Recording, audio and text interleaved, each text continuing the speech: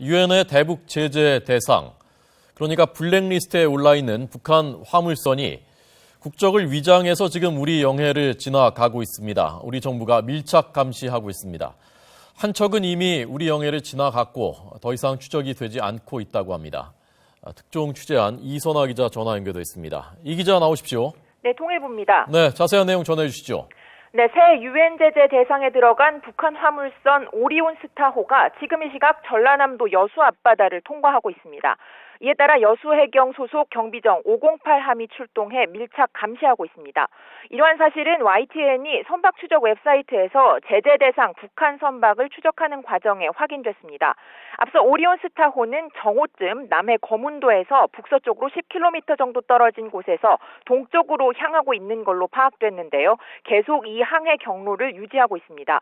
이 배는 대북 제재안이 채택되고 이튿날인 지난 4일 중국 랴오닝성 바위취안항을 출발해 남해까지 온 것으로 나타납니다.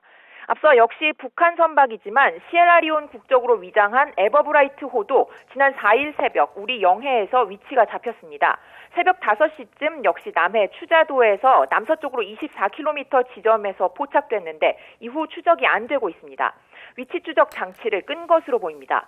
당국은 에버브라이트호는 우리 영해를 빠져나간 걸로 보고 현재는 따로 추적이나 감시는 하지 않고 있습니다. 에버브라이트호는 지난달 22일 중국 산둥성 롱커우항에서 출발해 남해까지 온 걸로 나타납니다. 두 배는 모두 공식적으로는 북한 국적이 아니어서 우리 영해에 들어올 수 있습니다. 또 아무리 유엔 제재 대상이라고 하더라도 해를 끼치지 않는 이상 어느 나라든 영해를 통과하는 건 국제법상으로 문제가 되지 않습니다.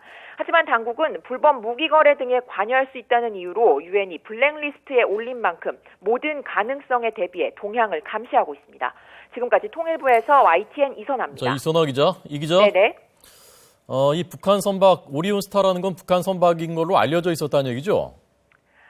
네, 유엔에서 북한이 사실상 컨트롤하고 있는 배로 파악해서 이번에 31척을 제재 대상으로 올렸는데요. 그 대상에 들어가 있는 배들입니다. 아, 그러니까 국적은 위장한 국적은 어디로 돼 있는 겁니까? 네, 오리온 스타호는 몽골로 돼 있고요. 그리고 나중에 말씀드린 에버브라이트호는 시에라리온 배로 돼 있습니다. 네.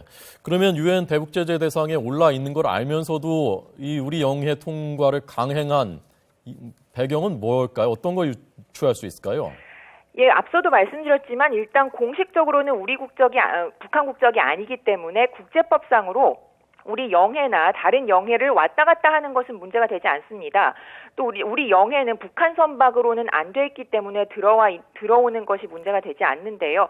아무래도 오랜 기간 바다에 나와 있어서 연료가 충분치 않고 그래서 또 지금 유엔 제재 때문에 국제사회의 감시의 눈이 지목이 돼 있기 때문에 어떤 돌아가는 항로를 선택할 수 있는 가능성이 적지 않았나. 그래서 어쩔 수 없이 이렇게 감시망을 감수하면서까지 우리 영해를 통과해서 목적지로 가고 있는 게 아닌가 이렇게 추정을 해볼 수가 있을 것 같습니다. 네. 그 오리온스타하고 에버브라이트호라는 것이 대략 어떤 활동들을 해왔었던 것으로 추정이 되는 그런 배경도 있습니까? 네, 지금 31척의 유엔 대북 제재 대상 배 가운데 가장 대표적으로 이제 청천강호라는 배를 들 수가 있는데요. 겉으로는 일반 화물선이나 벌크선의 모습을 하고 있습니다. 일반 화물을 옮기는 척하면서 그 청천강호에 같은 경우에 그 화물 속에서 무기가 나왔기 때문에 무기 관련 부품들이 검색이 된 적이 있습니다. 그래서 이런 배들이 유엔 제재 대상에 오른 것들인데요. 사실 지난번에 필리핀에서 첫사례로 동결이 됐던 선박에서는 무기 부품 관련이나 이런 것들이 나오지 않았습니다. 그럼에도 이렇게 검색을 하는 건 청천강호처럼 이 배들이 일반 화물선인 척하면서 불법 무기 거래에 연루됐을 가능성이 있기 때문입니다. 네. 그러니까 입출항이 금지된 것이니까 영해를 통과하는 것 자체만으로는 우리가 지금 밀착 감시 추적하고 있지만 그걸 어떻게 강제할 수 있는 방법은 없는 거군요. 그렇습니다. 이번 유엔 제재에 따르면 입항을 했을 경우에 의심이 되지 않더라도 일단 검사를 할 수가 있습니다. 그것이 바로 필리핀 수비크만에서 이뤄졌던 검색인데요. 입항을 하려면 그 해당 항만을 관리하는 기구, 그러니까 우리로 치면 예를 들면 동해라면 동해 항만 관리청 같은 기관에다가 미리 우리가 여기에 들어가겠다 하고 신고를 해야 합니다.